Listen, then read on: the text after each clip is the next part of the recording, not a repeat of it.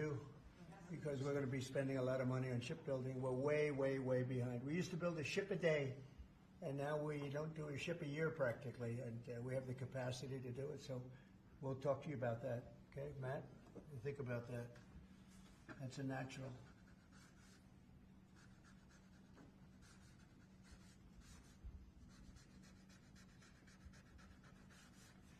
Okay, shipbuilding. That's a good one. Okay, thank you. Thank you, sir. The next executive order relates to defense procurement. Our current defense procurement process has been criticized by many folks on both sides of the aisle as being too slow to adapt to new and changing technologies, not delivering the sorts of weapons and systems that our warfighters need in order to compete on the battlefields of the future. So with this executive order, we're going to be modernizing the procurement structure that the Department of Defense uses to allow it to more quickly adapt to changing circumstances around the world. And we're also going to be launching a review of existing procurement programs to ensure that we're getting value for the money and to ensure that we're getting the best possible systems in the field. And which are currently horrible. I tell you, they're horrible. That process is ridiculous, what they do. They get the highest price and not even good-looking equipment, and we're changing it. We're going to change it to the best. So this is very, very important.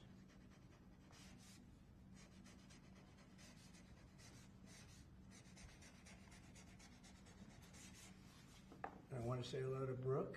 Well, look at Brooke. She got the cost of eggs down 87%. 87%, Governor. We have somebody that's done a great job at Department of Agriculture, and Kristi Noem, who perhaps a few of you have heard of. She has done the most unbelievable job as somebody that's watching over our country at the border, and with Tom Homan and your whole staff of tremendous people. So thank you. Who would think that she is like meant for that job, huh? She's meant for it. So congrats. I just saw you there both. Thank you very much. Okay. We'll do it later, please. Thank you, sir. Lastly, in the defense space, one persistent issue that we've had in terms of the issue of foreign defense sales, that we're unable to provide weapon systems in a reliable, effective way to key allies of ours, and a key driver of that is inefficiencies and inconsistencies with the process by which we approve foreign military sales. So this executive order is going to direct your Department of Defense, Department of State, other relevant departments and agencies to rework our system of foreign defense sales to ensure that we can provide equipment, creating American jobs and providing obviously revenue to American defense manufacturers, but provide key military equipment to our key allies in a reliable, effective way. Okay, that's good. All very important.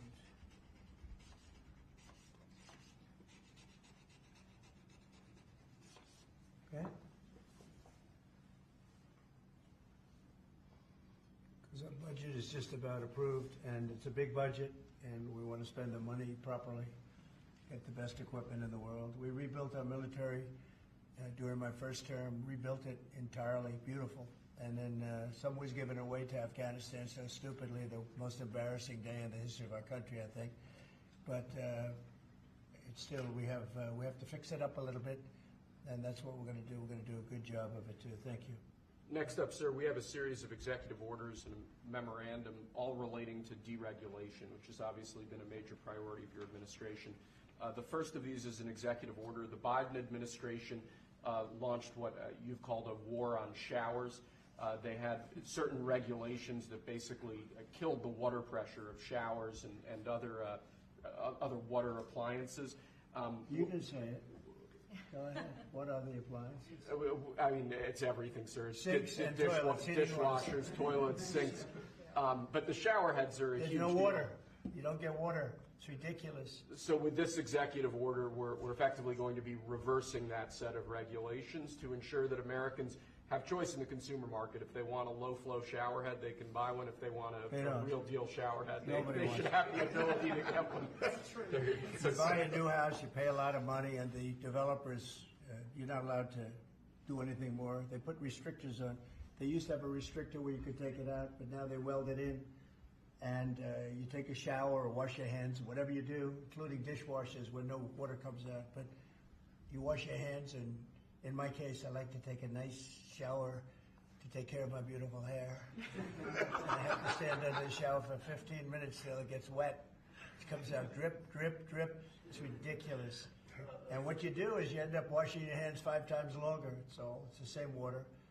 And we're going to open it up so that people can live, and we're going to hopefully have Congress approve it so it's memorialized. We're going to try and get all of these things, including straws, a little thing like straws. We did straws a month ago where the paper straws were melting. They were dissolving. They weren't working well.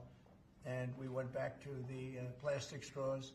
We're going to get Congress to memorialize just about everything we've done here because most of it's common sense.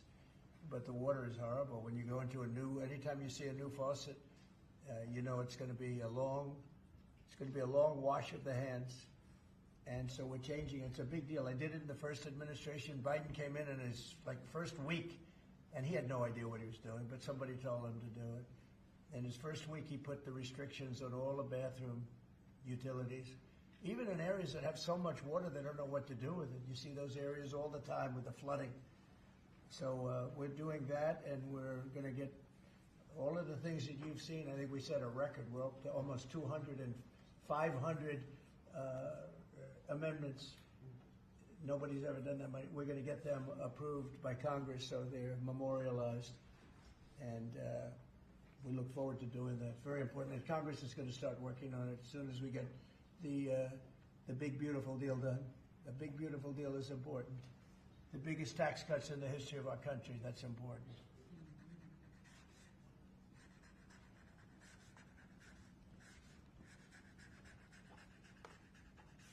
Okay.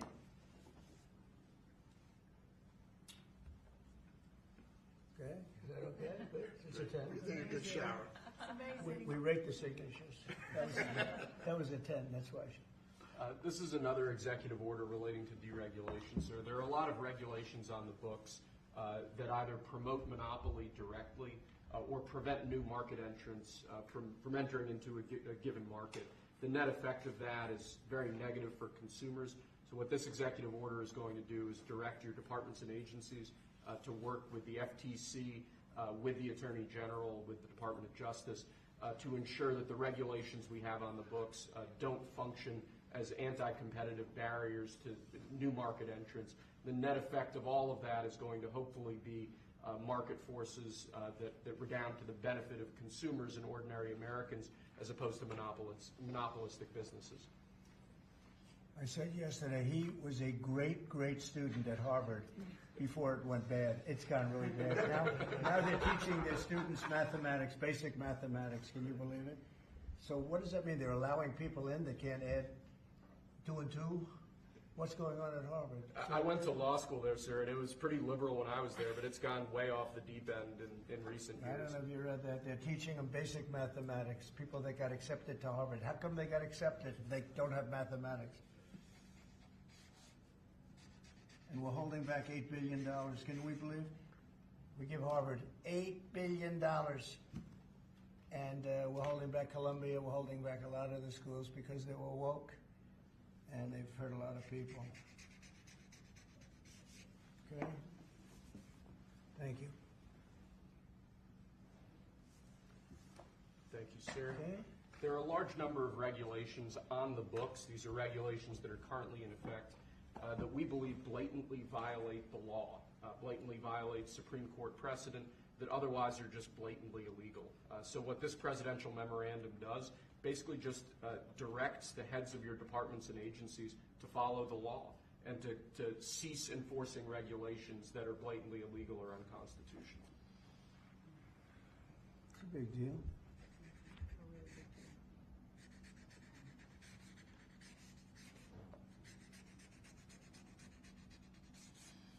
It's really very important that we get these memorialized Yes, sir. in Congress. Very important for the long haul, right? Yes, sir. This is the last of our deregulatory EOs for the day. This is zero-based regulatory budgeting. The idea here is that over time, regulations accumulate on the books and in the Federal Register, and people aren't taking a close, detailed look at what's on the books and clearing them out as times change or as regulations become dated or ineffective. What this executive order is going to require is each of your departments and agencies to scrutinize on a continuing rolling basis all of the regulations they actually have on the books and sunset those that either no longer serve a purpose or the departments and agencies can't identify a specific reason for keeping them active. Okay.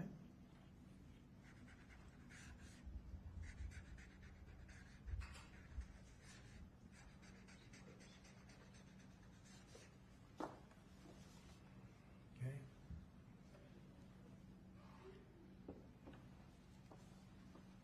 Thank you, sir. Sir, you've taken action against a number of law firms that have in one way or another been involved in the weaponization of government or actions of lawfare. One of those law firms is Sussman Godfrey, similar to what we've done previously with other law firms.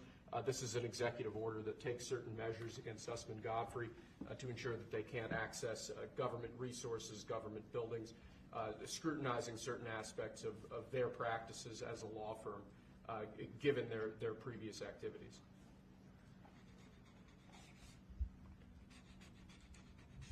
And we signed with many law firms, the ones that we thought were inappropriate, and they've all agreed to pay $1 million. They went for some pretty big numbers. I guess we have a total. What do we have? What's the total about? What's the total right now, Steve? About, would you say? Getting close to probably $600-700 million now, I would think. We've multiple at 100 million, some at 125 million. So the numbers are adding up. We're going to be close to $1 billion soon. One at $40 million. Millions of dollars an hour. But they don't admit guilt. Remember that, they don't admit guilt. But, and we have another 5 to go, I think, 5 of them. And this one is we're just starting a process with this one. Yes, sir. Because there were some very bad things that happened with these law firms. And this firm is very involved in the election misconduct. Weren't they all involved in the election misconduct? I think they were all involved. Yes. Anyway, so they went from $40 million to $125 million, and most of them are at about $100 million. Right? All right.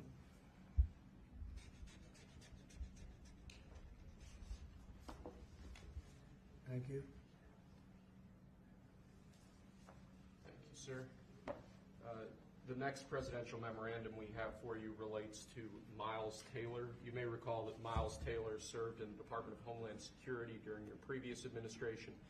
In his capacity with the Department of Homeland Security, he leaked classified information. He wrote a book under the pseudonym Anonymous, making outrageous claims both about your administration and about others in it.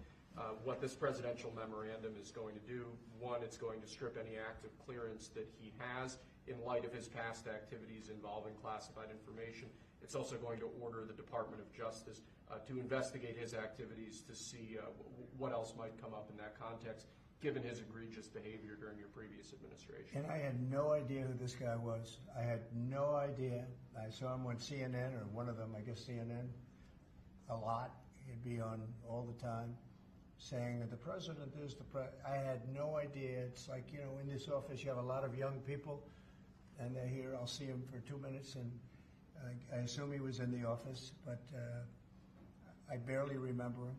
It was somebody that went out and wrote a book and said all sorts of terrible things that were all lies, and it was like he was this gentleman or that gentleman, like I dealt with him all the time. I had no idea who this guy. I said, who the hell is Miles Taylor?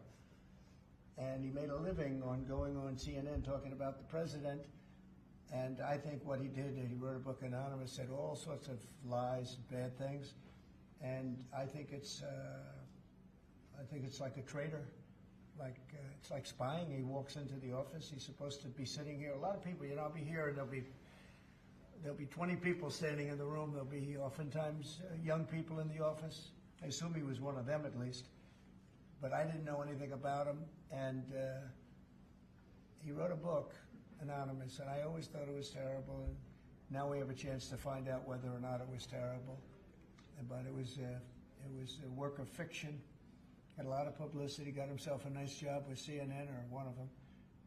And I think we have to do something about it. You can't have that happen. If that happens to other presidents, it wouldn't be sustainable for other presidents. I seem to be able to sustain, but if that happened to other presidents, I mean, it's just unfair. And if it was a Democrat president, I'd say that's a terrible thing. A thing like that can happen. That's a terrible thing. And it's time to find out whether or not somebody can do that. Can they write a book about very confidential meetings, and because they happen to be one of a lot of people in a room, and they go out and write a book, and worse than that, call it anonymous, like it's a big deal, and everybody's saying, who is it, who is it, who is it? Then it was found out who he was a long time later, and he got a lot of publicity off that one. He's like a promoter. But we're going to find out whether or not somebody's allowed to do that. I think it's a very important case, and I think he's guilty of treason, if you want to know the truth, but we'll find out. And I assume we're recommending this to the Department of Justice. Yes, sir.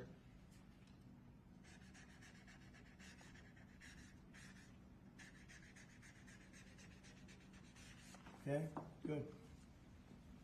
Terrible guy. Similarly, sir, Christopher Krebs, the former head of CISA. This is a man who weaponized his position against free speech in the election context, in the context of COVID-19. This is it's a similar presidential memorandum to the one you just signed. It addresses his access to government, existing clearances he might have, and further instructs your Department of Justice, other aspects of your government, to investigate some of the malign acts that he participated in while he was still head of CISA. This is another one. I don't know that I met him. I'm sure I met him, but I didn't know him. And he came out right after the election, which was a rigged election, a badly rigged election. We did phenomenally in that election. Look what happened to our country because of it. Open borders, millions of people coming into our country. Russia and Ukraine, that would have never happened. October 7th would have never happened. Afghanistan, the way they withdrew with 13 dead, but so many killed, actually. I mean, so many killed outside of the 13 soldiers, hundreds of people killed. And maybe, I don't know, never mentioned, but I mentioned it, 42 or 43 people so badly injured, the legs, the arms, blown off, the face. And this is all because of an incompetent group of people that preceded us, and that would have never happened. And this guy Krebs was saying, oh, the election was great, it was great. Well, it's been proven that it was not only not great. When you look at all these lawyers and law firms that are signing, giving us hundreds of millions of dollars, it was proven by so many different ways in so many different forms, from the legislatures not approving to the 51 intelligence agents that worked, from all of the different scamming operations. It was a very corrupt election. They used COVID to cheat. And we're going to find out about this guy too, because this guy's a wise guy. He said, we've been proved this is the most secure election in the history of our country. Now, this was a disaster. And frankly, we should go to paper ballots, same-day voting, voter ID, and one other thing, you should get a little certificate that says you're a citizen of our country. You get a citizen piece of paper that says you're a citizen before you can vote.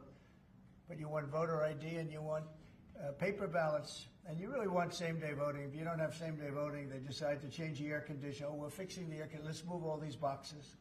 We'll bring them back in a few days, and then they don't bring back those boxes. We got to have safe elections. We have to have borders. Ideally, we have to have a free press, which we don't have. We don't have a free press. We have a very dishonest press. This is an honor. We're going to find out whether or not he was right. This was a disgraceful election, and this guy sat back saying, well, I'm a member, or like he's a Republican or something, and almost right from the beginning.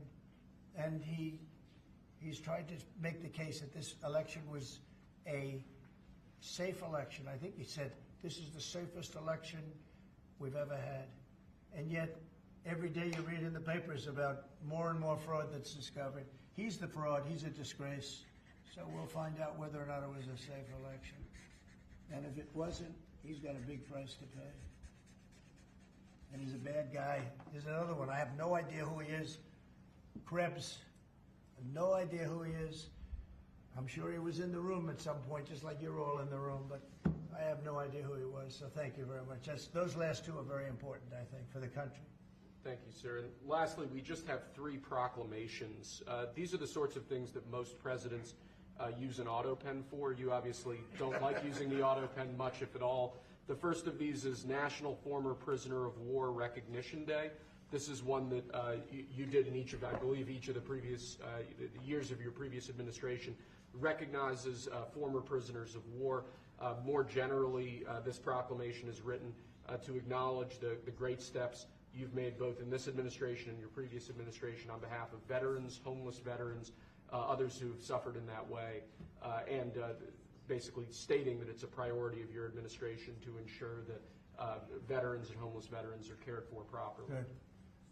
And you know what? They ought to find out who was using that auto pen, because whoever that person was, he or she was like the President of the United States, and I'm against auto pens. I think auto pens are not a good thing, especially when you're talking about documents like we're signing today.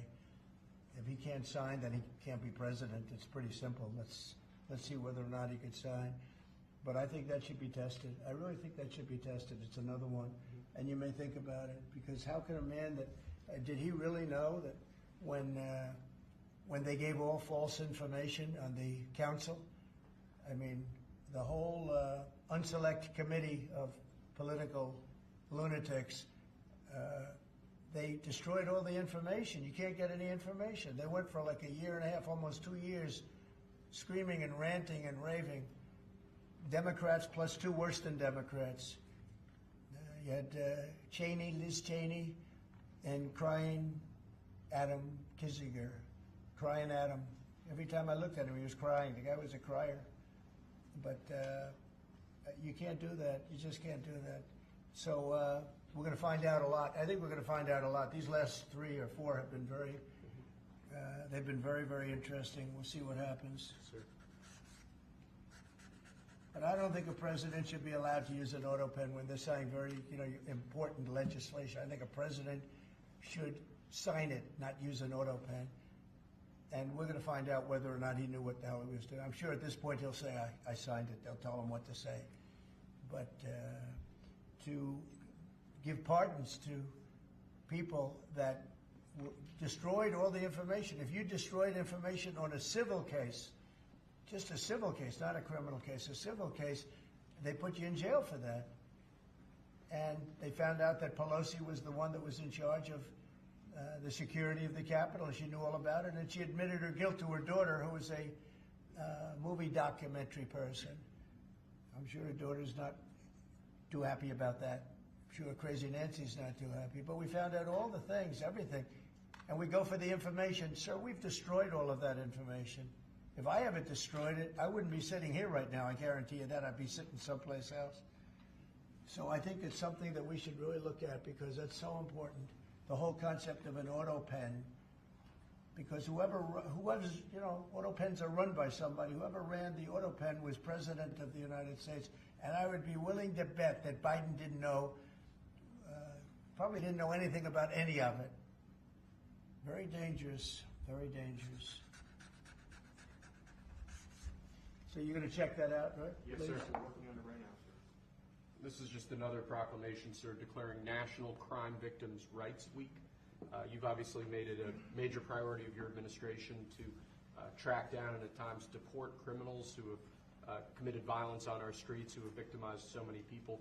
This is an annual proclamation that hopefully gets Americans to remember that when crimes occur, there are real victims, there are real people who are affected, and there are people who suffer as a result.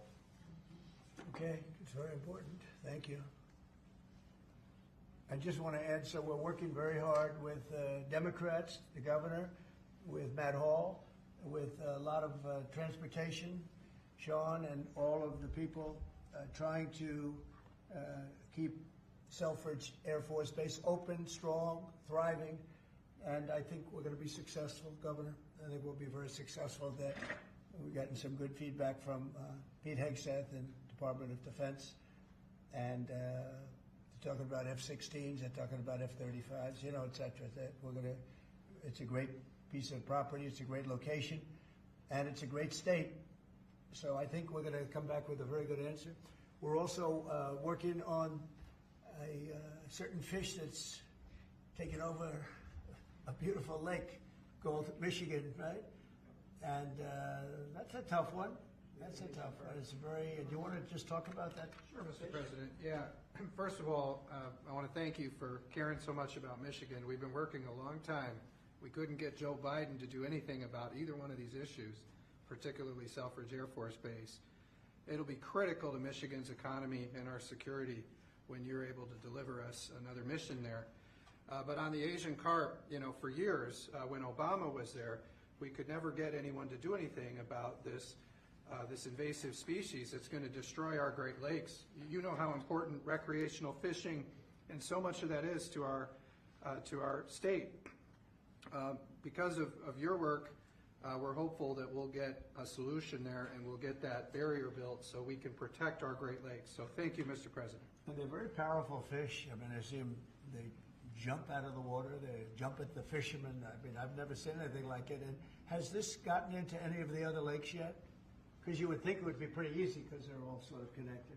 Hey, Governor? It's why we're working so hard to make sure that, you know, we work with the Army Corps and erect a barrier so that the Asian carp can't get into Lake Michigan. It'll devastate the ecosystem, the economy, tourism, and it's 20% of the world's fresh waters in the Great Lakes, Mr. President, which is why it's so important that as a nation we protect the pristine waters. Yep. And, you know, all of a sudden, I assume the lakes are all interconnected, right? Yeah. So at some point they're going to be in the other lakes. And so we're going to work hard on that. I spoke with the Army Corps of Engineers, and they have a method. It's a pretty gruesome method, but it's a method. And I think they know what to do. So we're going to work on that very hard. And thank you, Governor, very much. Sort of a bipartisan thing when you get right down to it. Yep. It's a very expensive thing, actually. It costs a lot. I looked at the numbers. I said, well, but we have to save Lake Michigan because these fish, they eat everything in the way, including the other fish. They eat everything. Are people endangered by the fish at all? I think it's. I mean, they're going to eat all the fish there. We won't be able to fish anymore, and that's a big deal in Lake Michigan. There's a lot of fishing, recreation, so it's going to be a problem there. But you're right, it's bipartisan, sir. But you're the one taking action on these issues. We couldn't get Biden to do it on Selfridge. This thing has been delayed for 15 years, where we were trying to do it. It started under Obama, where we were trying to do it. He wouldn't do anything about it. So we appreciate you paying so much attention to this and taking action. Well, sir. I would. And the governor, in all fairness, called me about it. I had seen it, and she called me, and John James called me. And, we spoke with your office, and it's, you know, I want to put that down. Really is bipartisan. It's great to see it, actually. It's great to see that. And that includes Selfridge, too. Mm-hmm. And we're going to get it done, and we'll all stand there together and cut a ribbon. Okay? Gretchen? Good. It's good. Thank you very much. It's, I'm glad you brought it up, and I'm glad you brought it up, Matt. Appreciate it. And I know you two get along pretty well, right? Yeah.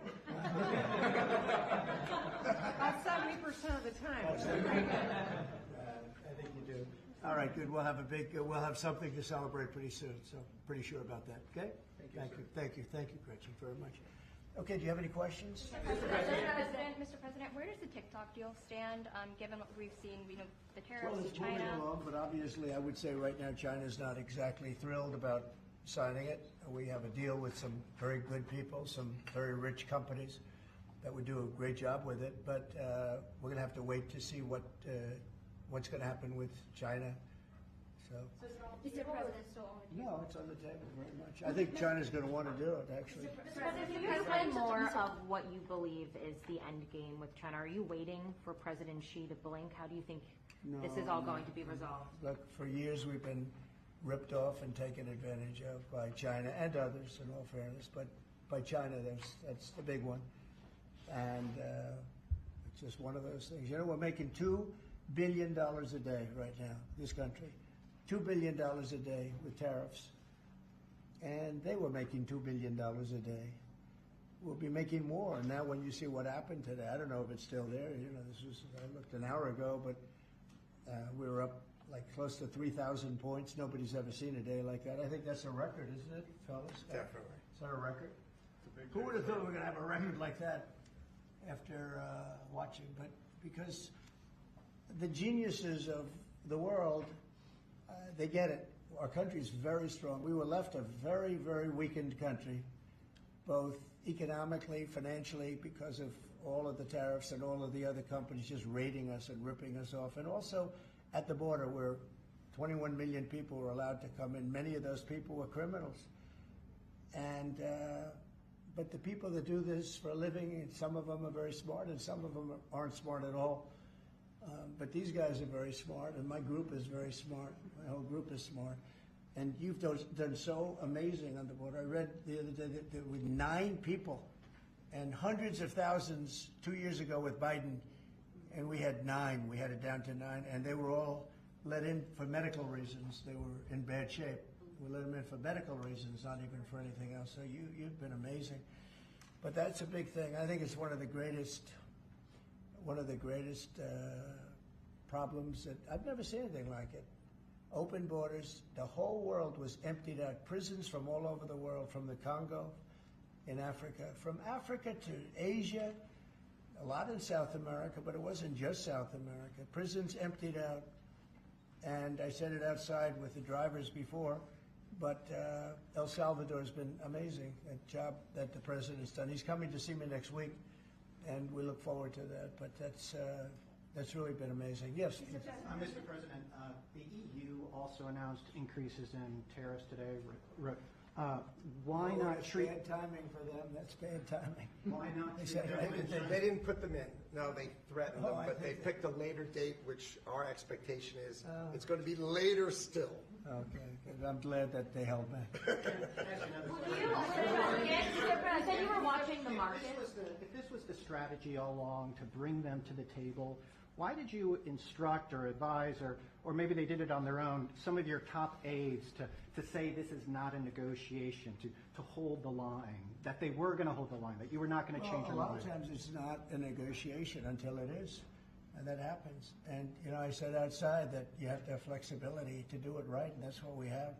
We brought everybody to the table, and it may not be a negotiation. It may not last. I mean, you know, things may be asked that I think are not fair to us. Look, we've been ripped off by essentially everybody for 35 years. This is not just a new thing. And Roger Penske just left. He's a great gentleman, great man, actually.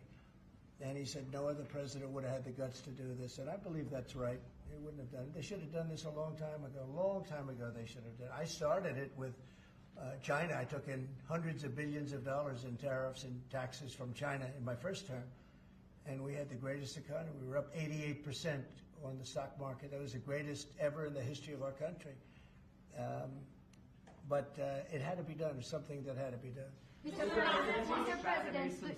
Mr. President, thank you so much. Which countries will be negotiating first? Do you have any criteria? Because, for example, Brazil and the UK, they do not have deficits with the US. They have a surplus. They do not have a surplus. They have deficits with the US. So what is the criteria? And also, would you consider talking or meeting with Xi Jinping?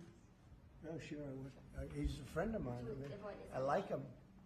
President Xi, I like him. I respect him. But they haven't treated our country right. Sure, I'd meet with him. On the other countries, we have Japan is here, and South Korea is here, and others are here, and we're trying to see them. It's from what I hear, it's much more than 75. I said 75 plus. So many. It's everybody wants to make a deal, actually, and you know we want to do what's right for our country. We also want to do what's right for the world. The world is important. I mean, it's the world, right? And I think we're going to make a lot of people very happy. And I think investing in the United States of America will be the greatest investment that anybody's ever made. Mr. President, can we still expect to see the sectoral tariffs, so the pharmaceuticals, deal. Is that something you're still considering moving forward Yeah, with? well, I will be, because we want them coming back. You know, we realized during COVID that we don't make our drugs and our pharmaceuticals in this country. So I realized that, and it was a big realization. We had to go to China to get drugs. We had to go to other places. I won't even mention the names, but we had to go to other places. We don't make it, and that's because we let them leave. And now if they want to come back, we're going to put tariffs on the pharmaceutical companies, and they're going to all want to come back. They're going to come back. I'm not going to pay them any money like Biden with the chip deal. That chip deal was horrible. They give billions and billions of dollars to chip companies. All they have is money. They have so much money. And they give billions of dollars, and they're just going to keep the money. They're not going to spend it. And the only thing that's going to bring them back is you say, we have a barrier. You have to pay 50% or 100% or 200%. And if they have to pay that, they're going to say, we're not going to pay that. We're going to build here. And that's what happened. We're the biggest, most prestigious chip company in the world, spending $200 to $300 billion. Think of that, $1 billion to build essentially one massive plant. It'll be one of the largest plants in the world, and we're going to get them very quickly. We're going to get them energy. We're going to get them the electricity they need and the energy that they need, and it'll be approved by Lee Zeldin, a total professional, and it'll be approved very quickly, and they'll get their zoning very quickly. They'll have everything done in a matter of months. Thank you, sir. You've procured a record amount of private sector investments since your election, $7 trillion. You talked about the importance of all that. Can you talk about how these investments will have a positive impact on families who felt like the previous economy left them behind, and why your executive orders on coal yesterday is so important given the amount of manufacturing that you're ushering back in? Well, thank you. And which is correct. We have, I would say, more than $7 trillion now, right, of investment coming in. Apple is coming in for $500 billion alone. We have other companies coming in with massive numbers. We have car companies that are coming in.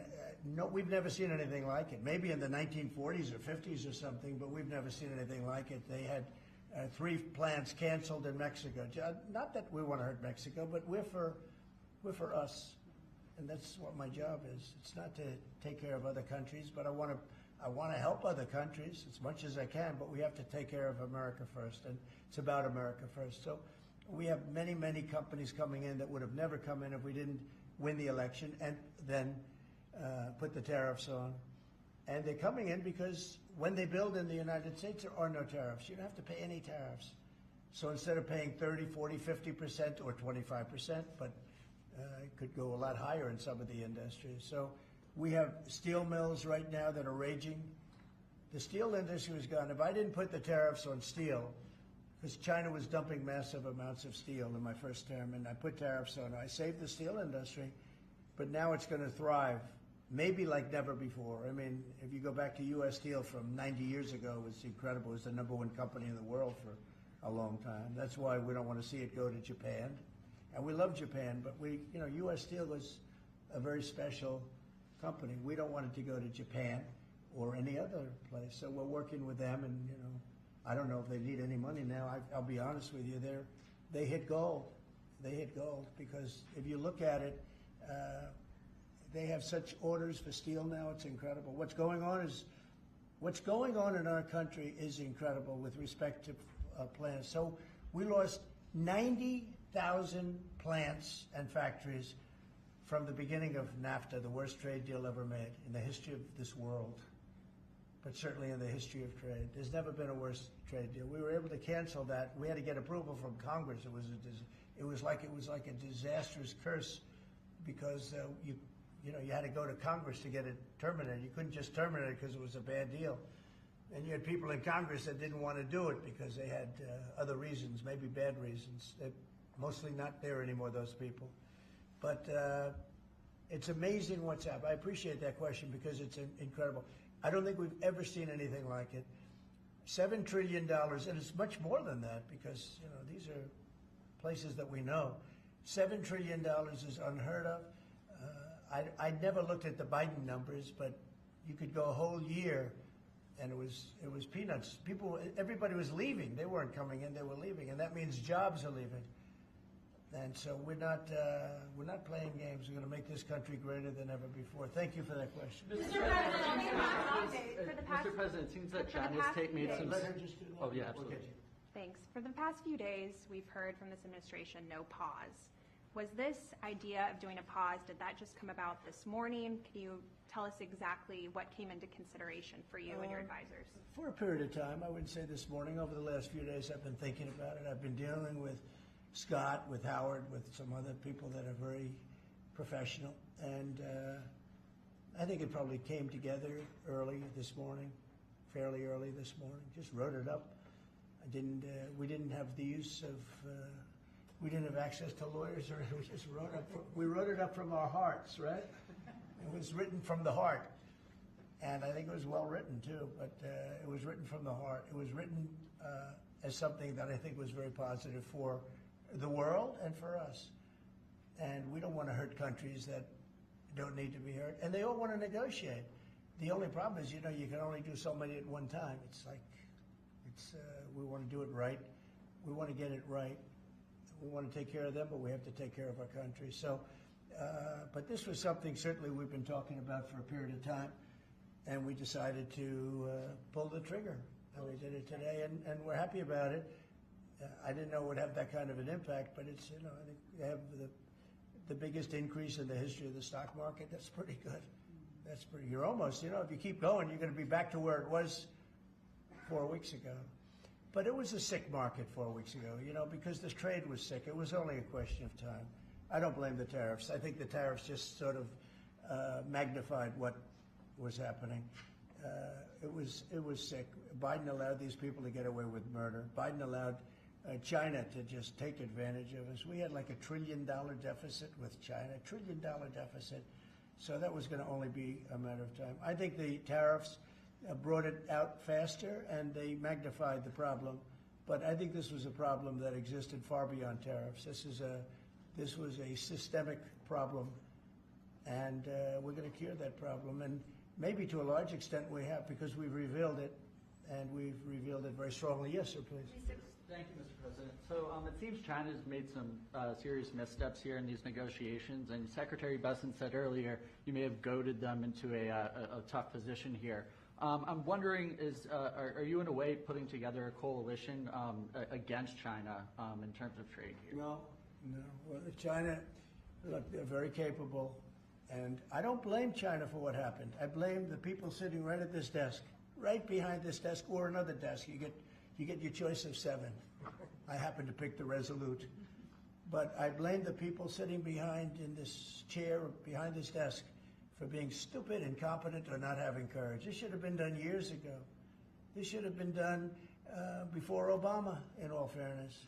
Not only Biden, Obama. It should have been done many years ago. This started with the World Trade Organization, which was owned by China. It was owned and paid for by China. They didn't even have to do things. They considered them a nation that was undeveloped. They said they were a developing nation. Well, we're a developing nation too, if you think about it. Look at our inner cities. Look at what's happened. I think we're starting from ground zero there, right? So we're a developing nation too. No, I don't. I know it's a lot of people take heat for saying it, but I blame the people sitting at this desk more than I blame China. If China can get away with what they got away with taking hundreds of billions and trillions of dollars right out of our pocket because our people here were stupid, they were stupid people. Maybe corrupt, I don't know. I don't know how you could be that stupid. How do you get to be president and you're stupid? But they certainly weren't courageous, and they allowed this to happen. And with Japan and with many other countries, it took advantage of us. I mean, we had deficits with almost every country. I used to read these things. First term, I'd read them. I'd actually read the agreements. I'd say, how could anybody agree to this stuff? So certainly they were rough, and they were tough, and they were smart. And you can blame them, but I really blame the people that allowed them to do it, because if you could read first grade and you could read these agreements, you'd say, these are terrible deals. I actually used to say, who would allow deals like this to be made for our country? And maybe it's people that didn't care. Maybe it's people that weren't courageous. Maybe it's people that were corrupt. I don't know, but I blame those people more than I blame anybody else. Mr. President, you've been very specific in saying that you would like the EU to purchase U.S. energy. Is there something specific that you would like China to do? Well, you'll be hearing about that, yeah. There are a lot of things I'd like China to do. Are there some examples? There are a lot of things that I want China to do, and I'll be telling China what that is. Not you, but I'll be telling China. Mr. President, Iran, you said the other day that if they do not agree to a potential nuclear deal, that it would be very dangerous for them. What specifically Well, they did you can't mean? have a nuclear weapon. Did you mean military action, though, if they don't agree? Oh, if necessary? Absolutely, yeah. And do you have a deadline for these Yeah, talks? I do. And You're talking about with Iran? Yes. Yeah, I do. Do you want something definitive this weekend, or do you see this as the start of a process? It's a start. Do you have a timeline? We have a little time, but we don't have much time Who is starting the because we're not going to let them have a nuclear weapon. Is it Can't let them have a going to nuclear be weapon. there, Mr. President? And we're going to let them thrive. I want them to thrive. I want Iran to be great. The only thing they can't have is a nuclear weapon. They understand that. You know, the people are so incredible in Iran, and they're so smart. They're very smart people. But, you know, they're in a rough situation, rough regime. But they understand, and the leaders understand. And I'm not asking for much. I don't. They can't have a nuclear weapon, and I've said that. And I was a little bit surprised because when the election was rigged, I figured they'd get the weapon because with me they were broke. They were broke. They had no money because of the sanctions. Nobody could buy oil. We did that to Venezuela just recently, and we'll do it to other countries if we have to. When is the I want to see Russia and Ukraine make a deal. They got to make a deal. When schools get blown up and bad things happen, like I'm hearing about, it's no good. I hope we're going to make a deal with Russia and Ukraine. But with Iran, if it requires military, we're going to have military. Israel will obviously be very much involved in that. He'll be the leader of that. But nobody leads us. We do what we want to do. When would the clock run out on the talks? Before Say- you might, when would the talks need to conclude before you might do military? I can't really be specific, but you know, when you start talks, you know if they're going along well or not. And I would say the conclusion would be when I think they're not going along well. So that's just a feeling. Mr. President, on the subject of U.S. troops stationed in Europe, do you have any plans to reduce the number of U.S. troops in Europe or in other NATO countries? Well, good. I mean, it depends. We pay for military over in Europe. You know, we don't get reimbursed by much. South Korea too. So it'll be one of the things we discuss. That's unrelated to trade, but I think we'll make it part of it because it makes sense. Be nice to wrap it all up in one package for each country. You know, it's nice and clean, and we have plenty of law firms. These are great law firms that we signed with, the best. And I think part of the way I'll spend some of the money that we're getting from the law firms, you know, in terms of their legal time, will be, if we can do it, I think we can do it, using these great law firms to represent us with regard to the many, many countries that we'll be dealing with. We'll have good lawyers representing us, but we want to have good lawyers, and these are the best, considered the best lawyers in the world, right? I mean, considered the best in the world. I don't know. They just went off a little bit. Mr. President, two questions. On Iran, do you have an update on who will be participating or conducting these conversations? Will Witkoff be there on Saturday for these direct talks?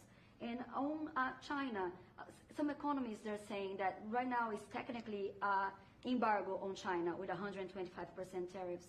Are you concerned of escalation beyond the trade war with China? No, I'm not concerned. I think President Xi's a very smart guy, and I think we'll end up making a very good deal for both. But, you know, we've been treated so badly for so many years. Again, we allowed that to happen. We've been treated so badly for so many years. But, no, I don't expect that. I think President Xi is one of the very smart people of the world, and I don't think he'd allow that to happen. And we're very powerful. This country is very powerful. Let me tell you, it's far more powerful than people understand.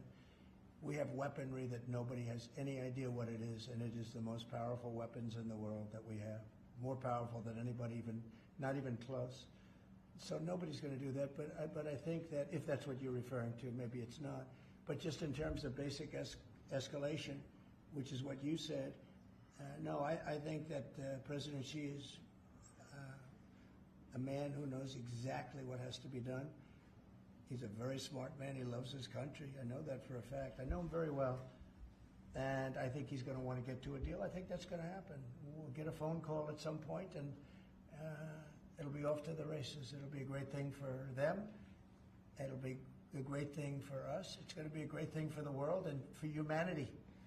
Do you have plans to meet with Putin in Saudi Arabia? At some point, I will. At some point. We'll have to see. I mean, we have to get there right now. You know, we got to get there. In the meantime, they're losing 2,500 on average young people every single week. Think of that. 2,500 people a week. It's not even conceivable. We got to get there fast.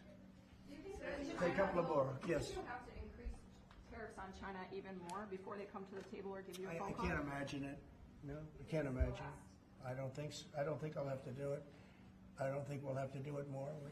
We calculated it very carefully. By the way, when you hear 100, a lot of people charge much more than that. Canada charges much more than that to our farmers, our dairy farmers. Many people charge much more than 100 or 125 in this case. But I don't, it's still a significant number. I don't see that again. Yeah, please. Yeah, Mr. President. So do you think some of your tariff critics would prefer, to see the United States go through turmoil than to actually see it succeed just because they are your policies? You mean just leave the tariffs the way they are now and just relax, right? Some people have said that. Look, again, we're making, it'll be soon, much more than $2 billion a day. That's not the worst thing that I've ever heard. So, yeah, some people say that. But, we look at the other side, too. I think as the United States, we have an obligation to look also at the other side. We want what's good for everyone. I mean, it's America first, but we also want to make sure there's a world that can live happily and all of that. And so, this is the way I look. No, but there are people that say, look, where we are now, I've been in worse positions in my life than making $2 billion a day plus, right? It's really plus. Thank you very much, everybody. Thank you, Press. Thank you, Press. Head it out. Thank you very much. The markets are what really changed your mind when it came to The markets right now are extremely good. Thank you. Thank you. Thank you, Press. Thank you. Head it out. Thanks, guys. Here, this way. Right this way. Thank you. Keep going. Keep going. Thank you. Thank you very much. Thank you, Press.